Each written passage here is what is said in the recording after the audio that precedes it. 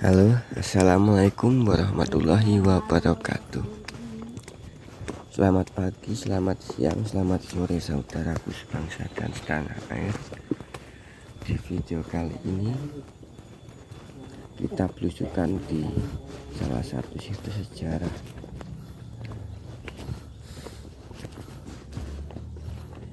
dan seketika terik matahari menembus rindang pepohonan yang menyilaukan panca indera.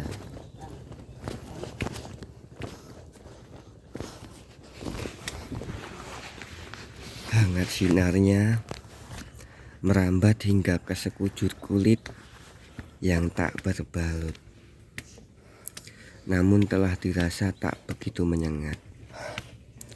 Hilir suara angin yang menggoyangkan dedaunan bersautan dengan kicauan berbagai jenis burung dan gesekan batang bambu seakan membawa raga menuju dunia fana.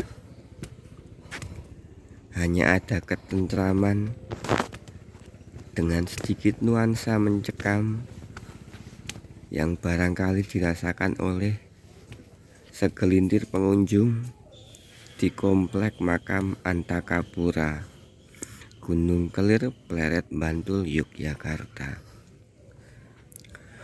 Komplek makam yang terletak di puncak bukit Gunung Kelir dengan ketinggian 99 meter di atas permukaan laut.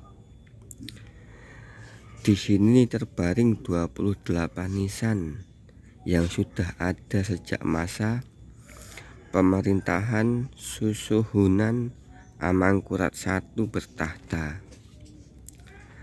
Adapun sejumlah nisan tersebut terbagi menjadi 3 kelompok lokasi yang berbeda, namun masih dalam satu komplek yang sama, yaitu terdiri dari 19 buah nisan berada di halaman depan atau sisi selatan, 1 buah nisan berada di halaman sisi utara, dan 8 buah nisan berada di halaman inti atau tengah sisi timur.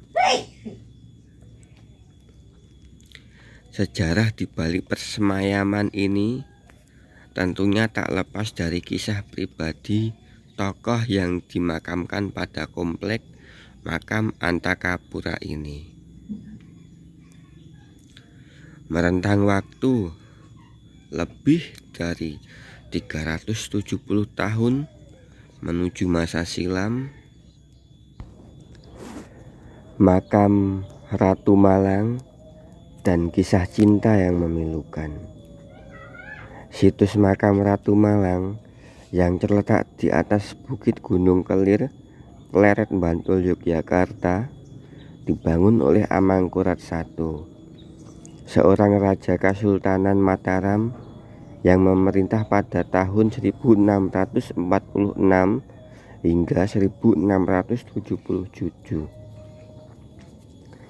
Komplek makam dibangun selama kurang lebih 3 tahun, yakni pada tahun 1665 hingga 1668, yang kemudian diberi nama Antakapura, yang berarti istana kematian atau istana tempat menguburkan jenazah.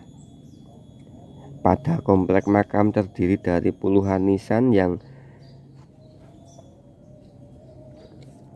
dikelompokkan menjadi 3 bagian, yakni puluhan nisan di halaman depan, 1 nisan di belakang, dan beberapa nisan di halaman inti berpagar. Puluhan nisan yang berada di komplek tersebut adalah para sinden dan penabuh gamelan. 1 nisan di belakang adalah pusara suami Ratu Malang, dan beberapa nisan di halaman inti adalah pusaran Ratu Malang dan beberapa pendereknya atau pembantu. Lalu Siapakah Ratu Malang itu?